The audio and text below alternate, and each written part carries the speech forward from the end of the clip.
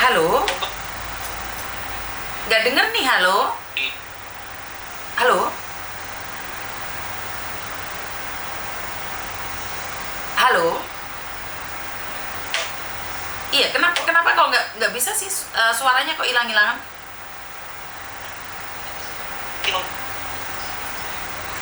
Nggak denger, bener-bener nggak denger. Dimatiin telepon lagi kayak nak, telepon lagi. Kayaknya dari Kamboja ini. Halo? Halo, selamat siang. Selamat siang. Ini saya mau nanya sama mau cerita sedikit tentang di Kamboja. Oke, siap. Kamu dari Kamboja? Tapi suaramu pecah loh, suaramu nggak jelas loh nak. Ini suaramu nggak jelas. Ya nih, sekarang saya di Kamboja. Oke, kamu di Kamboja. Kenapa di Kamboja nak? Ya, masa deportasi itu kalau boleh tahu berapa lama ya, Miss ya? Oh, masa deportasi ada berapa lama? Tergantung. Ada proses tercepat itu dua bulan sampai 3 bulan, tapi proses terlambat sampai 1 tahun juga. Saya udah jalan deportasi 2 bulan ya, Miss ya. Itu saya udah hubungin pihak KBRI tapi belum ada balasan kan. Karena waktu itu saya sempat ya gitu lah Miss, bisa dibilang dijual gitu. Saya kabur dari perusahaan scam di Xenofil bareng teman saya 3 orang. Dan itu kami loncat dari lantai 3 ke semak-semak. Jadi teman-teman saya udah pada pulang kan karena mereka pindahan. Jadi pas saya kerja di kantor scam itu saya udah tahu nih kerjaan scam. Jadi saya udah mau resign, saya mau bayar denda sebesar 30 juta, saya nggak diizinin, saya harus disuruh kerja. Padahal saya nggak tahu apa-apa tentang scam itu kan, tentang komputer saya nggak tahu. Setelah itu katanya bisa diperpanjang, ternyata sampai 5 bulan itu nggak diperpanjang, Miss. Oh yo, terus? Gerget saya, Miss. Kamu dari mana nak? Saya dari Batam, Miss. Dari Batam, terus? Terus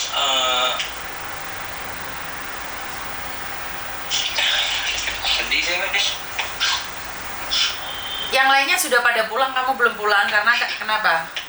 Ya, saya belum pulang karena visa saya mati, nggak diperpanjang. Mbak Sony ambil nggak udah? Terus? Terus jadi setelah tadi saya mau, karena saya pernah lihat video Miss kan di TikTok bertemu dengan Pak Rofi itu. Karena SPLP saya itu waktu itu dipegang sama beliau, tapi saya sudah hubungin beliau, nggak ada balasan dari beliau. Oh, SPLP-mu ditahan oleh Pak Robi karena kamu tidak ada tiket, benar nggak? Enggak, waktu itu saya udah ngisi data formulir masa deportasi, Miss. Jadi SPLP dipegang sama beliau. Oke, tapi kamu masih belum dideportasi? Udah sih, saya lagi jalan deportasi. Kemarin sudah ngisi formulir deportasi. Oke. Berarti kan kamu masih dalam proses, benar nggak sih? Iya, itu Miss dalam proses, cuman saya nggak tahu nih saya bakal dapat informasinya dari mana gitu. Saya udah tanya. Oke, kirimkan datamu ke saya akan laporkan langsung ke Pak Dubes. Saya akan tanyakan posisimu seperti apa dan bagaimana. Karena memang masa deportasi itu macam-macam. Tergantung amal dan perbuatan. Karena KBRI juga ngeceknya secara detail juga ya. Jadi ya itu, tetap minta doa restu orang tua dan banyak berdoa, karena saat manusia bekerja mungkin berpikir bahwa 1 tahun 2 tahun, tapi Tuhan hanya dalam jangka waktu 1 hari pun bisa pulang. Mungkin setelah telepon ini keluargamu mendengarkan dan mendoakanmu dan doamu didengar oleh Tuhan, seminggu lagi kamu pulang. Amin. Karena manusia itu cuman bisa memperkirakan, bisa bekerja, bisa berpikir. Tetapi jika Tuhan sudah ikut campur tangan, yang seharusnya file kamu ada di bawah tiba-tiba naik ke atas. Kenapa? Nggak kesengaja kecabut lah, atau tiba-tiba itu ada angin jatuh, tiba-tiba kamu ditaruh di atas. Itu nyata. Percaya dengan apa yang rencana Tuhan itu indah banget. Kasih datanya ke saya akan tanyakan kepada Pak Dubes. Oke, siap Miss. Terus pertanyaan saya, kenapa kamu pengen nangis tadi? Karena nggak expect Miss bakal kesini, karena awalnya saya di Singapura. Jadi di Singapura tuh ada dicek dari agent ikutin orang ini. Kenapa kamu ke Singapura? Kenapa kamu ke Singapura? Karena waktu itu kerjanya rumah makan Miss di Singapura Miss. Oh, kamu pernah kerja di rumah makan di Singapura? Visamu? Enggak, katanya di Singapura. Jadi pas saya dari Batam pergi ke Singapura itu ternyata ketemu orang lagi Miss. Dengan orang itu dibilang kita nggak di sini, kita terbang lagi kayak gitu, kata Phnom Penh. Saya nggak tahu Phnom Penh itu di mana, ternyata di Kamboja. Jadi sampai di Kamboja saya sempat nanya, pas sampai awal di bandara saya bilang, ini kita mau kemana C, bilang gitu kan, kita mau pergi ke rumah makan kok. Jadi ada dekat Sihanoukville, daerah Juntai. Ini disebut nggak apa-apa Miss ya? Nggak apa-apa. Ada namanya Juntai, datang ke gedung. Memang gedung itu dijaga ya sama banyak security tuh.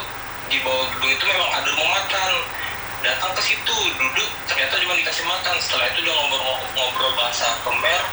Saya dimasukin ke mes. Tak lama besok udah masuk kantor. Saya tanya sama kawan saya, Bang, ini kok kerjanya komputer, katanya rumah makan, kok tuh dijual bodoh, katanya gitu. Masa iya. Jadi selama 7 seminggu kerja, saya udah bilang,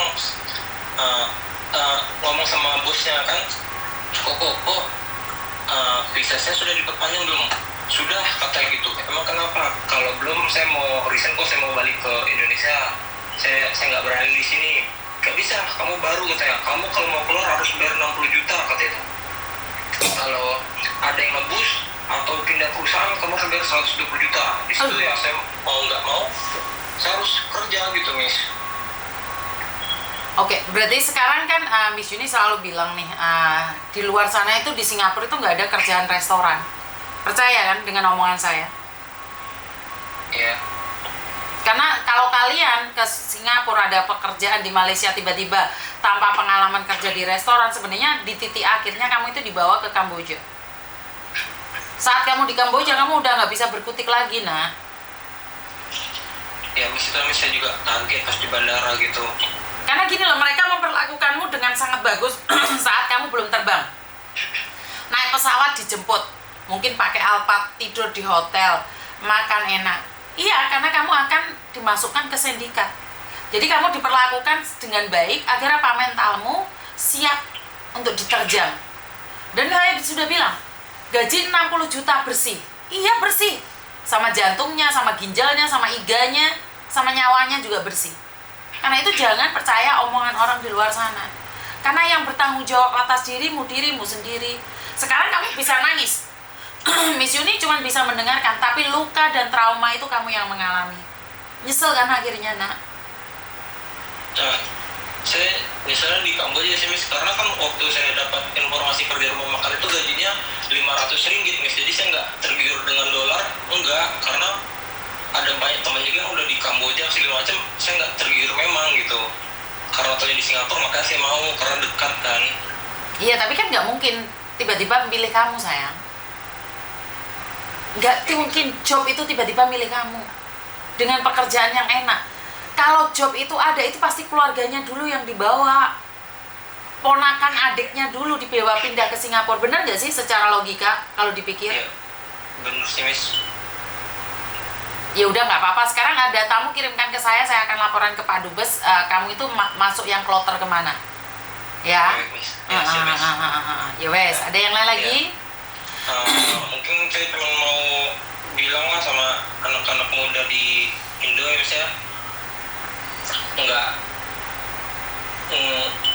janganlah ke Kamboja, cukup sekali seumur hidup lah. Oke, cukup kamu saja sekali seumur hidup, bener gak? Ya bener. Dan untuk yang lain juga Miss, kalau bisa janganlah. Jangan pernah ke Kamboja, bener gak? Iya. Oke, siap. Oke, terima kasih ya. Ya, sama-sama Miss. Jaga diri ya. Jangan pernah ke Kamboja lagi. Ini temanmu yang ngomong, bukan saya yang ngomong. Percaya atau tidak, hoa atau tidak, itu adalah hak kalian. Karena saya tidak punya hak untuk bercerita tentang apapun. Silahkan kalian ceritakan sendiri. Halo? dikirim katanya. Ah. Terus? Yang